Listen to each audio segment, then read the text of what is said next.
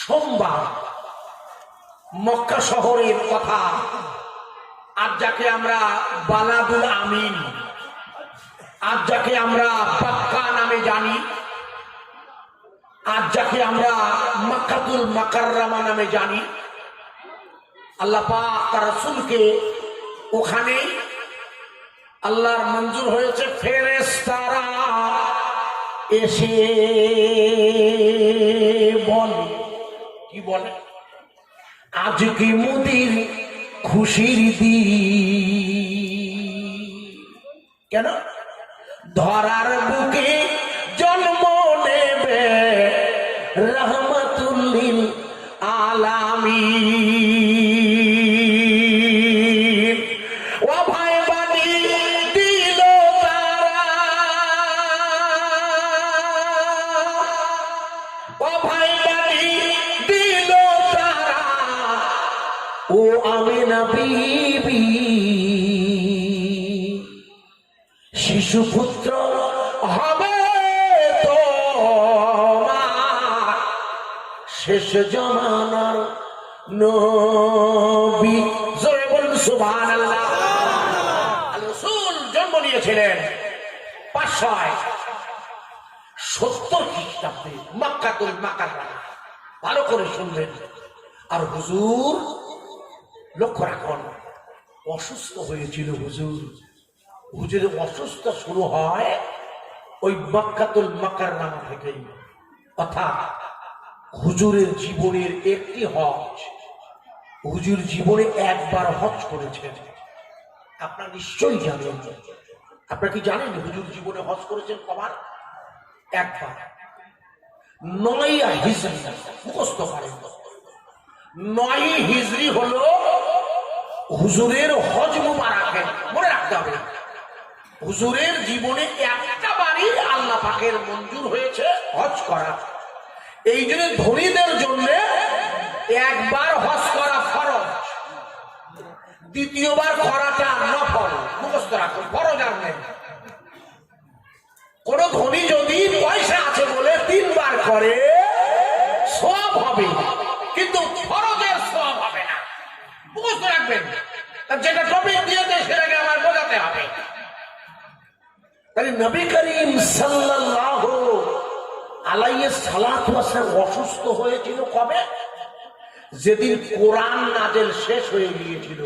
কথা বোঝা যাচ্ছে কি? মুখস্থ করুন তথ্যগুলো। এরা দিয়ে দিয়েছে, ঝট করে করে দিয়ে যাচ্ছি যতটা আমার আল্লাহর স্মরণে আনাবে। প্রিয় ভাই সব, রাসূল পাক সাল্লাল্লাহু আলাইহি সাল্লাতু ওয়াস সালামের কাছে কোরআনের পূর্ণতা শেষ হয়ে গেছে। কোরআন নাযিল শেষ হয়েছে। আমার কথা বোঝা যাচ্ছে কি? হ্যাঁ না বলুন। কারণ কোরআন থাকবে, রাসূলের মৃত্যুর মুখোমুখি হবে, হতে পারে না। কারণ কোরআন আসবে বলে, আপনাকে একটু বুঝিয়ে নি, কোরআন এসেছে সব ভাই জানেন রাসূলের কাছে। এই কোরআনের টোটাল কোরআনে আল্লাহ পাক 30 খণ্ডে, যেটাকে আমরা বর্তমান দেখছি, এই গোটা কোরআনে আল্লাহ যা বায়ান এনেছেন সেটাকে 3 ভাগে ভাগ করা হয়েছে। ক ভাগে? মুখস্থ করুন আগে। ক ভাগ? মুখস্থ করেন। কেউ বলতে পারেন ভাগের নাম? এনিওয়ান? কেউ কি জানেন এই 3টে ভাগের নাম কি? যাকে আমি সময় নষ্ট করবো না। প্রথম ভাগের নাম হচ্ছে তাওহীদ। মুখস্থ করেন।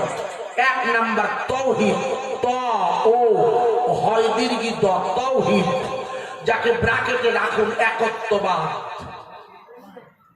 মনে রাখবেন। 2 নাম্বার মুখস্থ করেন। 2 নাম্বার হচ্ছে রিসালা, ব্র্যাকেটে লিখে রাখেন ওয়াহি। মুখস্থ করতে হবে এগুলো। 1 নাম্বার হলো তাওহীদ, একত্ববাদ। 2 নাম্বার হলো রিসালা, যাকে ব্র্যাকেটে লিখে রাখুন ওয়াহি। আর 3 নাম্বার হলো কিয়ামত, যেখানে রাসূল মানবতার শ্রেষ্ঠ দূত কিয়ামতের কঠিন ময়দানে। সব ভাই জানেন আমি ওদিকে যাচ্ছি না, কিন্তু গোটা কোরআনটাকে আপনাকে বোঝানোর জন্য 3টি ভাগে ভাগ করে দিলাম। প্রথম ভাগ হচ্ছে তাওহীদ, একত্ববাদ। গোটা কোরআনের 3 ভাগের 1 ভাগ আল্লাহ একত্ববাদের দাওয়াত দিয়েছে, কারণ রসুল যখন এসেছে তখন গোটা মক্কাতুল মুকাররমা, আরব, আল জাজিরা, গোটা হিজাজ সর্বত্রই বহুত্ববাদের ছড়াছড়ি। আমার কথা বোঝা যাচ্ছে কি?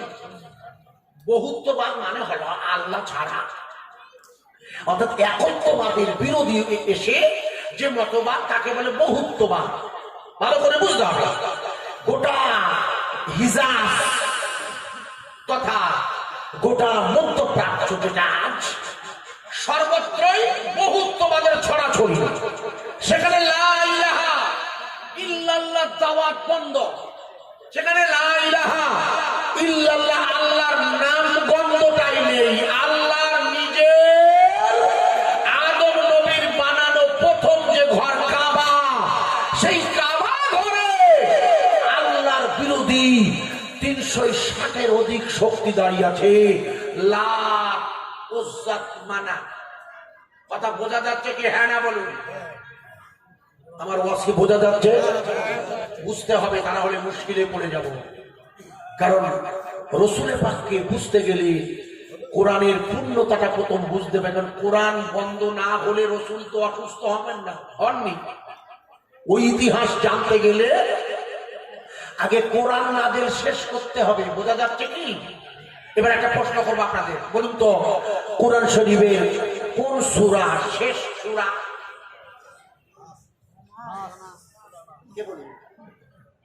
আপনি বললেন, আপনি গুড। কি লেখা আছে সূরাটায়?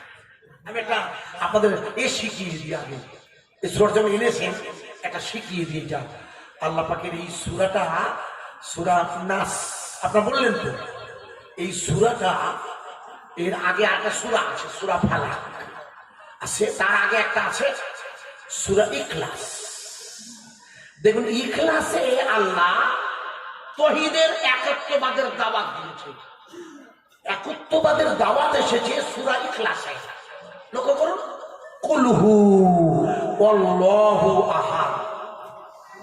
হে রাসূল, আপনি বলে দিন আমি আল্লাহ এক, আমি ছাড়া আর কেউ তোমার মাবুদ নেই, কেউ নেই। লা ইলাহা, দেয়ার আর নো, কেউ নেই এক্সেপশন আল্লাহ। একবার জোরে বলুন সুবহানাল্লাহ। তাহলে রসুলের মিশন ছিল, মিশন। মিশন মানে এই মিশনগুলো নয়, মিশন মানে উদ্দেশ্য ছিল এক আল্লাহর একত্ববাদের দ্বীনি দাওয়াত পৌঁছানো। ভালো করে বুঝবে। এই সূরা নাসের অর্থাৎ সূরা নাস, ইজা সূরা নাস বললেন আপনারা, সূরা নাস শেষ। আর ভুল শোনা হয়ে গেছে। সূরা নাসর, ইজা জা নাসরুল্লাহ ওয়াল, আছে না?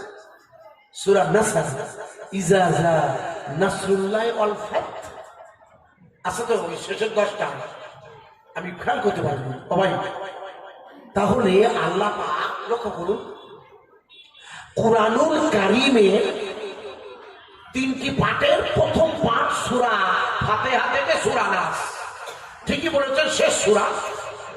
এই 3টি ভাগের প্রথম ভাগ হচ্ছে তাওহীদ, একত্ববাদ। দ্বিতীয় ভাগ হচ্ছে রিসালাত, ওহী, অর্থাৎ রাসূলের কাছে জিবরিল কর্তৃক আল্লাহর বাণী নিয়ে আসা। একে রিসালাত বলে। এই জন্য এখন রিসালাতের দরজা বন্ধ হয়ে গেছে, জানেন তো? এখন যে দরজা খোলা আছে ওর নাম বেলায়েত, মুখস্থ করেন। রিসালাতের দরজা শেষ হয়ে গেছে, কিন্তু বেলায়েতের দরজা বন্ধ হয় নাই। বেলায়েত মানে হলো আল্লাহর ওলিগণ, এর হচ্ছে বেলায়েত ধারী। মুখস্থ রাখেন, আল্লাহর ওলিরা হচ্ছে বেলায়েত ধারী। এরা রিসালাতের গুণ প্রাপ্ত, কিন্তু রিসালাতের কাছে ওই আসেন না। এরা নবী নন। কথা বোঝা যাচ্ছে কি? বুঝতে হবে ভালো করে। এরা বেলায়েত ধারী, ওলিরা, কোরআনের ভাষাটাই আমার না।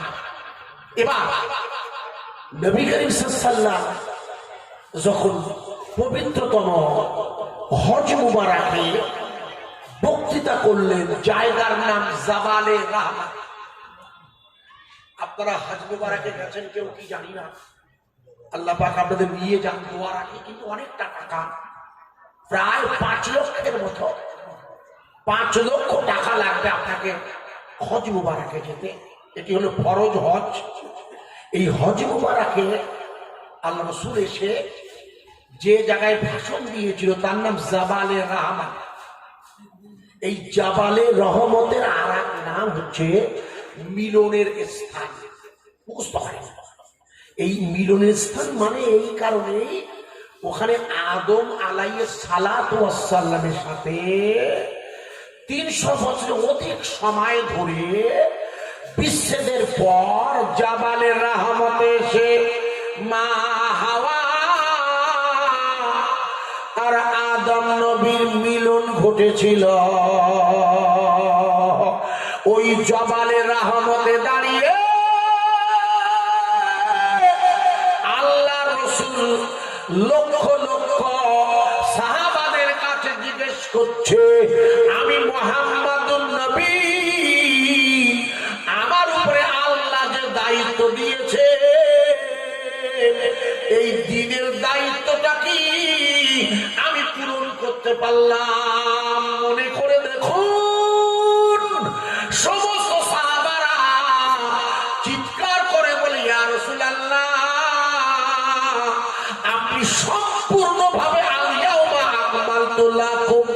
আজকের এই দিনে আমরা সবাই বলছি আপনি আমাদের কাছে দিনের পূর্ণতা পৌঁছে দিয়েছেন, দিনের আর কিছু বাকি নেই। একবার জোরে বলা যাবে না? কমপ্লিট। হুজুর সাক্ষী দিলেন। সাক্ষী কেন? যেহেতু কিয়ামতের মাঠে প্রশ্ন করা হবে, সাক্ষী দেবে কারা? সাক্ষী দিতে হবে। ওদিন তো হুজুরের সাহাবাগণ এবং আমরা সবাই সাক্ষী দিচ্ছি আজ দিন পূর্ণ হয়ে গেছে। ওটা কোন সময়ের কথা বলছি? 9 জিলহজ। ওকে বলা হয় আরাফাতের দিন। ওটাকে কি বলে? আরাফাত। হজের কটা ফরজ আপনি জানেন? হজের 3টি ফরজ জানা আছে কি? জানি। একটা হচ্ছে ওকুফে আরাফাত। ওকুফে আরাফাত মানে আরাফাতে একটু অবস্থান করা, একটু হচ্ছে ইহরাম করা। ইহরাম, লব্বাইক আল্লাহুম্মা লব্বাইকা লা শারীকা লাকা লব্বাইক ইন্নাল হামদা ওয়ান নিয়ামাতা লাকাল মুলক লা শারীকা লাক। এটি হলো হজের 2য় ফরজ। আর প্রথম হচ্ছে নিয়ত, নাওয়াইতু আন, ওগো আমি আল্লাহ, ওগো আমার আল্লাহ, আমি হজের জন্য ফরজের নিয়ত করছি। আপনাকে শেষ করতে হবে কোথায়? এসে আরাফাতের ময়দানে। এরপরে কি করতে হবে? আপনাকে ওই রাতের বেলা ফিরে আসতে হবে মুজদালেফায়। ওই রাতের বেলা ভালো করে শুনবেন, মুজদালেফায় ফিরে আসার পর 70টা পাথর কুড়াতে হবে। ওই 70টা পাথর কুড়াতে হবে। আর মাগরিবের নামাজ কাজা করেছিলেন, মাগরিবের নামাজ আরাফাতের ময়দানে মাগরিবের নামাজ পড়া যাবে না। ভালো করে মনে রাখবেন, আরাফাতের ময়দানে মাগরিবের নামাজ নেই। আমার কথা বোঝা যাচ্ছে কি? জোহর আর আসর একসাথে পড়ে নিতে হয়। জানেন কি? জানি না, আপনারা জানেন না, হয়তো হজে জানবে। তাহলে মাগরিব কাজা হয়ে গেছে। মাগরিব আর এশা একসাথে এসে মুজদালেফায় পড়তে হবে। মনে রাখুন, ওখানে রাত 2টো 2:30টার কমে পৌঁছানো যায় না। আমি 4 বার হজে গেছি, আমার অভিজ্ঞতা দিয়ে বলছি। যদি ইদানিং ব্যবস্থা হয়েছে আরো যোগাযোগ ব্যবস্থা, ওইখানে এসে একসাথে মাগরিব আর এশা পড়ে নিয়ে আপনাকে 70টা পাথর কুড়াতে হবে। কারণ যেই পূব আকাশে সূর্য উঠবেই লাল কেটে যাবে, সঙ্গে সঙ্গে মুজদালেফার এলাকা পার হতে আপনাকে এই মুজদালেফা পার হয়ে আপনাকে মিনায় আসতে হবে। মিনার ময়দানে তাঁবুতে কাপড় চোপড় রেখে অর্থাৎ 100 পাথর সোজা পাথর মারতে ছুটতে হবে। এই কাজ শেষ করার পর আপনাকে একটা ফরজ বাকি আছে, তওয়াফে জিয়ারাত। এটা আপনাকে করতে হবে। ওই করার পর হজ কমপ্লিট হয়ে গেছে। এতগুলো কাজ করার পরে না আমার রাসূল বড় অসুস্থ হয়ে পড়েছেন। কথা বোঝা যাচ্ছে কি? কারণ হুজুরের অসুস্থ শুরু হয়েছিল মনে করে দেখুন জিলহজ মাসের শেষে, মুহররমের শুরুতে। মুখস্থ রাখেন, প্রশ্ন দিয়েছে। হুজুরের অসুস্থতা শুরু হয়ে গেছে, অর্থাৎ 10ই অর্থাৎ মুহররম মানে হলো 10 হিজরি, মুখস্থ রাখুন মানে মুশকিলে পড়ে গেল। 10 হিজরি শুরু হয়েছে, নবী করিম সাল্লাল্লাহু আলাইহি ওয়াসাল্লাম অসুস্থ হয়ে পড়েছেন। যারা সাথী ছিলেন অর্থাৎ যারা আবু বকর সিদ্দিক, ওমর ফারুক, আলী কাজু হুজুরের তত্ত্বাবধানে আছেন। আপনারা জানেন তো মক্কা থেকে মদিনায় 450 কিলোমিটার রাস্তা। এখনকার সময় যোগাযোগ ব্যবস্থা খুব উন্নত, কিন্তু সেই সময় পাহাড়ের ভিতর দিয়ে অত্যন্ত সন্তর্পণে রাতের বেলা নয় দিনের বেলা যেতে হতো, কারণ পাহাড়ের দস্যুরা অপরিচিত হামলা করবে এই ভয়ে। এখনকার মতো যোগাযোগ ব্যবস্থা ছিল না, তাই মুহররম মাসের যাত্রা শুরু হয়েছে লম্বা সফরে। হুজুর খুব বেশি মাত্রায় অসুস্থ হয়ে পড়েছে। গোটা মদিনাতে খবর হয়ে গেছে আল্লাহ রাসূল অসুস্থ হয়ে পড়েছে। মদিনার ছেলেরা, মদিনার মেয়েরা আল্লাহর নবীর আগমনে এখান থেকে 10 বছর আগে আল্লাহর নবী যখন মদিনায় আসে, হুজুরের বয়স তখন 53, আর মদিনা শরীফে হুজুর অবস্থান করেছিল 10, আর 53 আর 10 কত হয়? বুঝতে হয়, প্রশ্ন করেছেন মনে রাখবেন না? যদি 40 বছর বয়সে হুজুর রাসূল হয়েছে, নবী পাট্টি 13 বছর ওনার মক্কা জিন্দেগি, ওনার জীবনের একটি পাঠ মক্কা। তাই কোরআনের সূরার আগে লেখা আছে মক্কা সূরা নাযিল হয়েছে, আর একটি পর্ব হচ্ছে মদিনাতুল মুনাওয়ারা, যেই জন্য সূরার গায়ে লেখা আছে মদিনা। আবার মক্কার আয়াত মদিনায় এসে নাযিল হয়েছে। মদিনা মক্কার সূরা শেষ হয়নি, সূরা শুরু হয়েছে মক্কায়, শেষ হয়নি। মদিনায় এসে সেই সূরা নাযিল হয়েছে। সূরা বাকারা লম্বা সূরা, তো সবচেয়ে বড় সূরা, দীর্ঘ সময় লেগেছে, কারণ কোরআন এসেছে আয়াত হিসাবে, আর আয়াত হিসাবে আসতে গিয়ে প্রত্যেকটি আয়াতের পিছনে কারণ এসেছে। বিনা কারণে কোনো আয়াত নাযিল হয়নি, ওকে বলা হয় শানে নুজুল। কোরআনের ভাষায়, তাফসীরের ভাষায় ওকে বলে শানে নুজুল।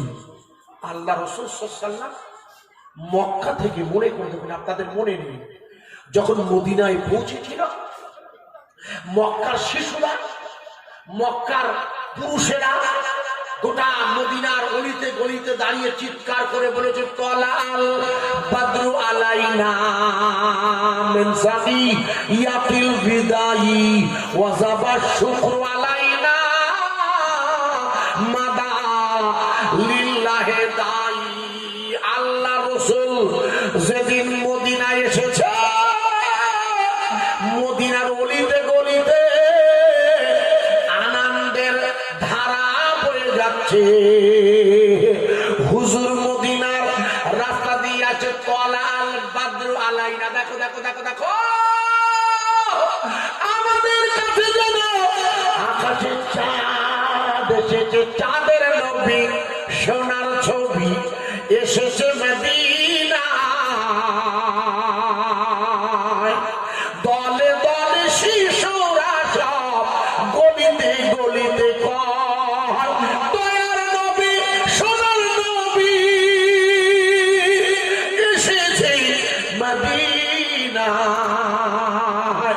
মদিনাবাসীর কপাল ভালো, যে দেখো তাই শিশুরা সব নবীর কাছে লাইনে দাঁড়ায়। মায়েরা সব এসে বলে, ইয়া রাসূলুল্লাহ, আল্লাহর নবীর কাছে মক্কা থেকে মদিনায় আসার পরে হাজার হাজার নারী পুরুষ হুজুরের খেদমতে আসে, আর যে যা পারে দিচ্ছে, কেতাব খুলে দেখবি একজন মহিলা এসেছে, মহিলা একজন নারী এসে বলছে, ইয়া রাসূলুল্লাহ, মক্কার লোকেরা আপনাকে বড় কষ্ট দিয়েছে, মদিনার জমিনটা আপনি একটু আরাম করে কাটাবেন। কিন্তু না না না না, হুজুরের জীবনটা কখনো আরামের ছিল না। মদিনাতে এসেছে, মক্কার লোকেরা মদিনা আক্রমণ করেছে 29 বার। আরাম হতে পারে কি? হুজুর তার জীবনে কখনো আরাম পাননি, মুখস্থ করেনি। হুজুরের 63 বছরের জিন্দেগির 13টা বছর মক্কার লোকেরা অত্যাচার করেছে, সেজদা দিয়েছে কাবায়, উটের পচা বুড়ি চাপিয়ে দিয়েছে। আবার মদিনা এসেছে, মদিনার বদরের মাঠে দাঁড়িয়ে রাসূলকে দুনিয়া থেকে হটিয়ে দেওয়ার নতুন এক আন্দোলন করেছে। আবু জেহেল, উতবা, সুহাইবারা আল্লাহ রসুলকে মেরে ফেলবে বলে মক্কায় হুজুরের ঘর ঘিরে ধরেছে, অথচ সেই ঘরের ভিতর থেকে রসুল বেরিয়ে মদিনায় পৌঁছে গেছে। কথা বোঝা যাচ্ছে কি ভাবছি? এই মদিনা শরীফের গলিতে গলিতে খুশি আর খুশি, মদিনা শরীফের গলিতে গলিতে খুশি আর খুশিতে ভরা।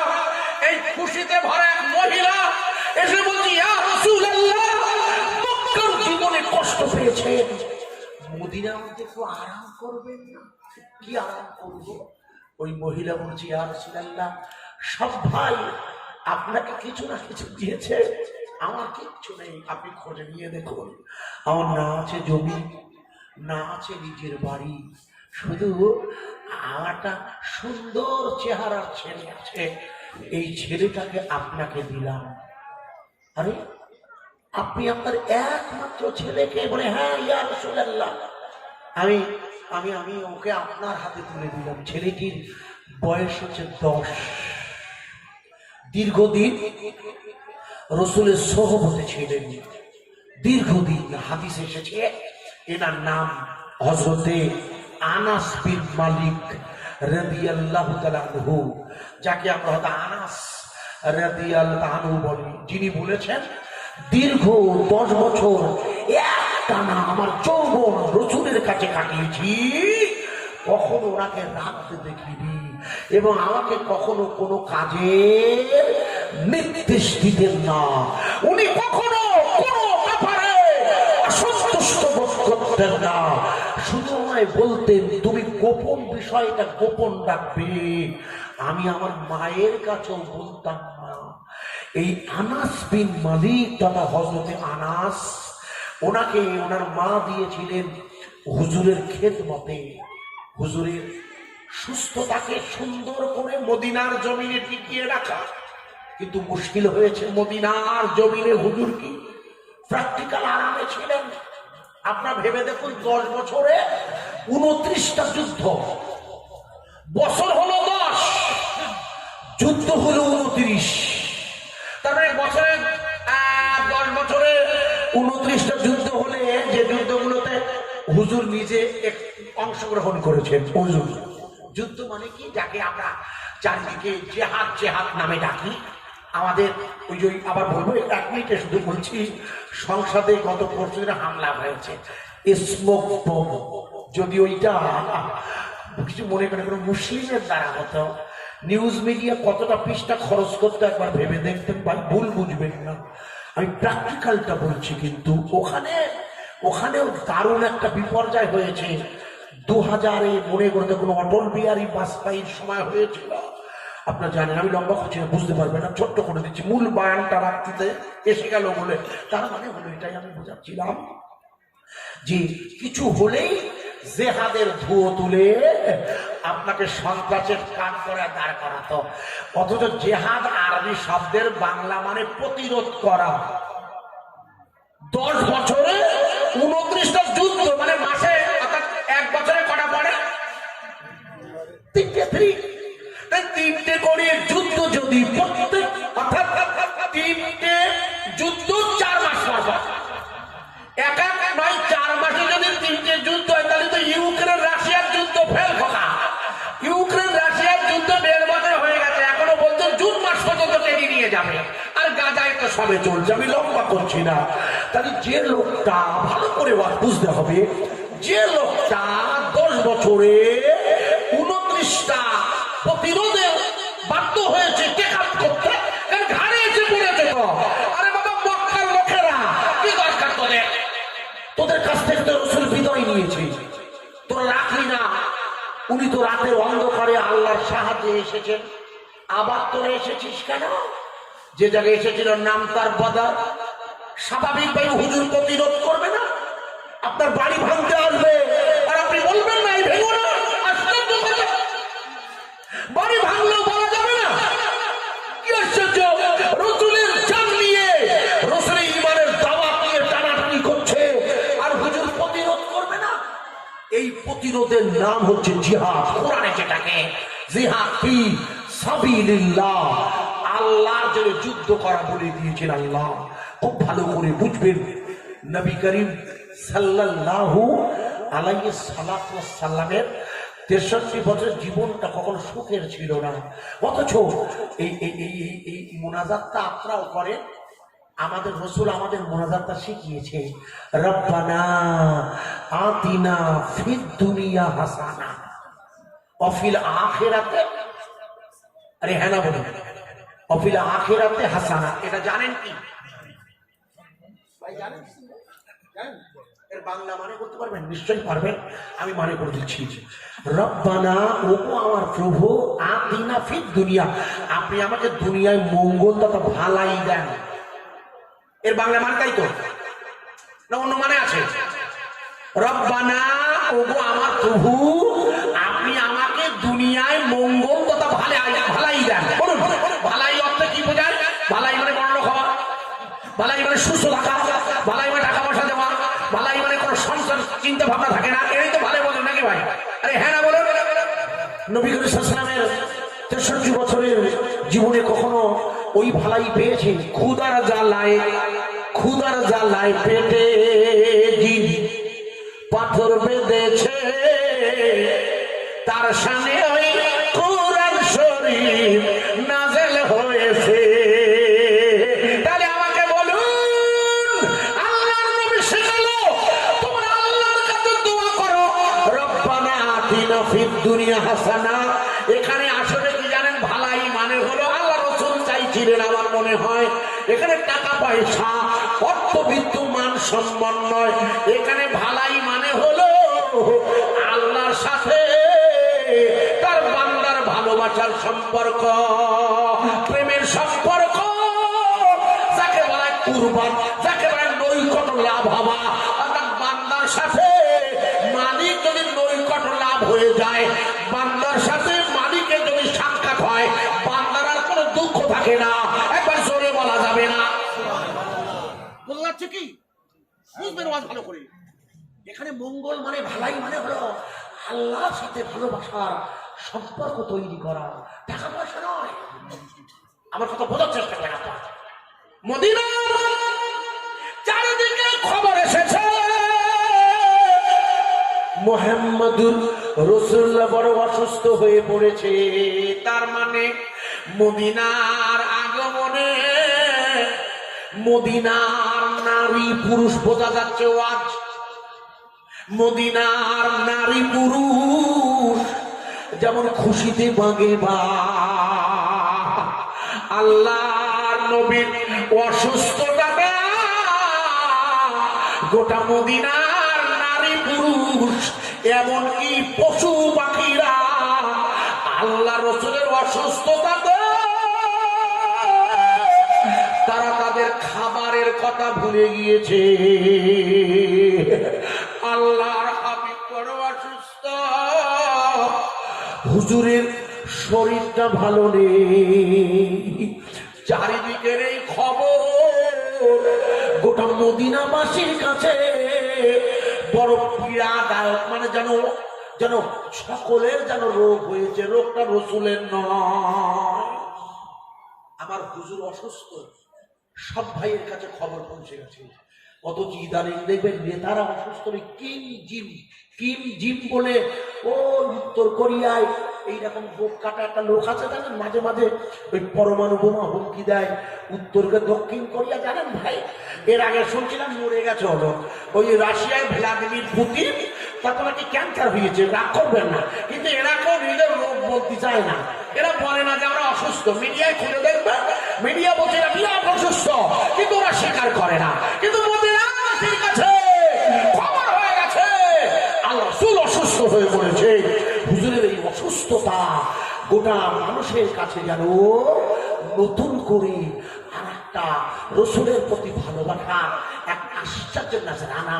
একটু জোরে বলা যাবে না সুবহানাল্লাহ? আরে বন্ধুত্ব তো তাকেই বলে যিনি মুসিবতের সময় সাহায্য করে। আমার কথা বোঝা যাচ্ছে না?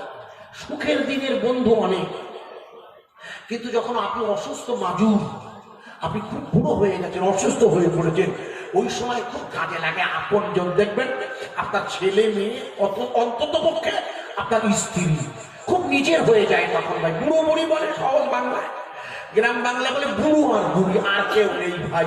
ছেলে মেয়ে তো বড় হয়ে গেছে, নাতি নাতনি হয়ে গেছে, বুড়ো আর বুড়ি হলো আলাদা। এই দুজন যখন অসুস্থ হয় খুব কাছাকাছি আসে। আল্লাহ রসুল যখন অসুস্থ হয়ে পড়েছিল, আল্লাহ রসুলের বিবিগণ শুধু নয়, গোটা মদিনার অলিতে গলিতে মেয়েরা বললে আমরা রান্না করব,